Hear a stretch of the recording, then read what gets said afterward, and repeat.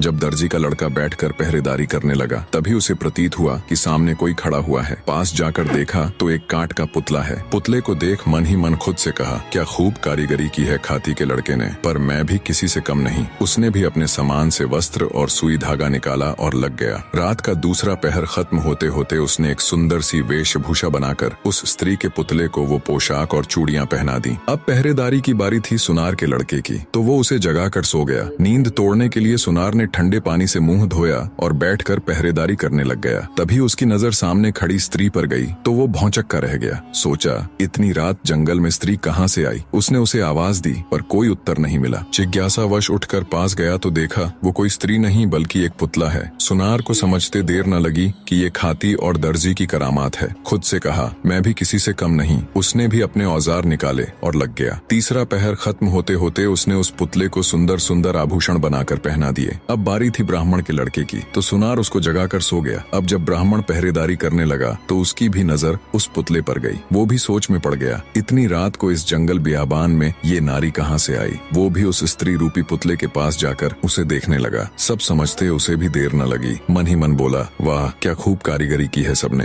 लगता है सब मिलकर मेरी परीक्षा लेना चाहते हैं। उसने भी अपना तंत्र मंत्र का सामान निकाला और रात का चौथा पहर खत्म होते होते अपनी तंत्र मंत्र विद्या से उस काठ के पुतले में प्राण डाल दिए। वो काठ का पुतला अब एक सुंदर युवती बन चुकी थी। तब तक सुबह हो गई। बाकी तीनों मित्र भी उठ गए। अपने सामने इतनी सुंदर युवती को देखकर उन्होंने जब ब्राह्मण से उसके बारे में पूछा तो उसने सारा किस्सा उनको कह सुनाया और बोला, इस काठ के पुतले में मैंने अपनी मंत्र शक्ति से प्राण डाल दिए, सो अब मैं इसे अपनी पत्नी बनाऊंगा। तब खाती का लड़का बोला, नहीं मित्र, इसे मैंने बनाया है, इसलिए इस पर मेरा अधिकार है, यह मेरी पत्नी बनेगी। दर्जी भी बीच में बोल पड़ा कि मैंने इसको इतने सुंदर कपड़े सिलकर पहनाए हैं, इसीलिए इस पर तो मेरा हक है। सुनार का लड़का बोला कि ऐसा कैसे हो सकता है, मैंने इसे सुंदर सुंदर आभूषण बनाकर पहनाए हैं, इसलिए ये मेरी ही पत्नी बनेगी। खूबसूरत नारी के लिए चारों पुरुष आपस में झगड़ा करने लगे। इतनी कहानी सुनाने के बाद राजा विक्रमादित्य ने हार से कहा, बताओ भाई रानी के हार, उस स्त्री पर सबसे ज्यादा हक किसका हुआ।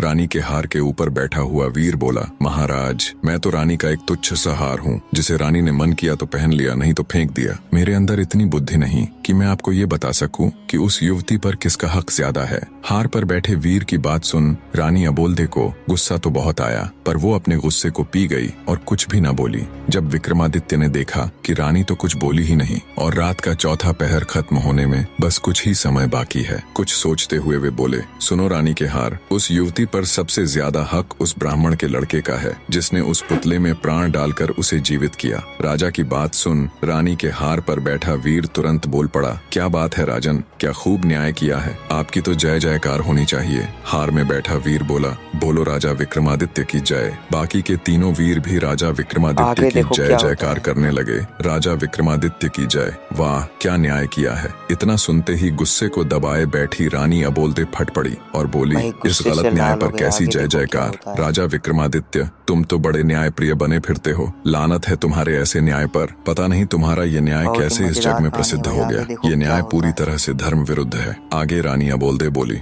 ब्राह्मण ने उस पुतले में प्राण डाले थे, अर्थात एक तरह से उसने उसे जन्म दिया, इस तरह से तो वह उसका पिता हुआ। तो एक पिता अपनी पुत्री से विवाह करें, इससे बड़ा नीच कर्म और क्या हो सकता है। धर्म के अनुसार कोई भी स्त्री केवल उसी की पत्नी हो सकती है जो उसको चूड़ियां पहनाता है, और पुतली को चूड़ियां दर्जी के लड़के ने पहनाई थी, तो धर्मानुसार वो युवती उसी की पत्नी हुई। रानी की सारी बात सुन राजा विक्रमादित्य ने शरारत से हंसते हुए रानी अबोल्दे की तरफ देखते हुए कहा, वाह वाह बहुत खूब रानी, आपने तो बिल्कुल धर्मोचित न्याय किया है। उस युवती का पति वो दर्जी ही हो सकता है, और माफ करे रानी साहिबा, आप 4 बार बोल चुकी हैं, तो आपका पति तो केवल मैं ही हो सकता हूँ। अब तो बस चलने की तैयारी करो। राजा विक्रमादित्य की बात सुन रानी अबोल्दे ने शर्मा कर अपनी आंखें झुका ली। राजा विक्रमादित्य हर्षोत्साहित हो बोला, मार रे ढोलिया ढोल को डंका। रानी अबोल्दे चौथी बार बोली। ढोलिये ने डंका उठा ढोल पर दे मारा। रानी अबोल्दे ने वायदे के अनुसार उसकी कैद में बंद सभी राजाओं और राजकुमारों को सम्मान सहित उनका राजपाट लौटाते हुए उनको मुक्त कर दिया। बड़े धूमधाम से रानी अबोल्दे की शादी राजा विक्रमादित्य के साथ हो गई।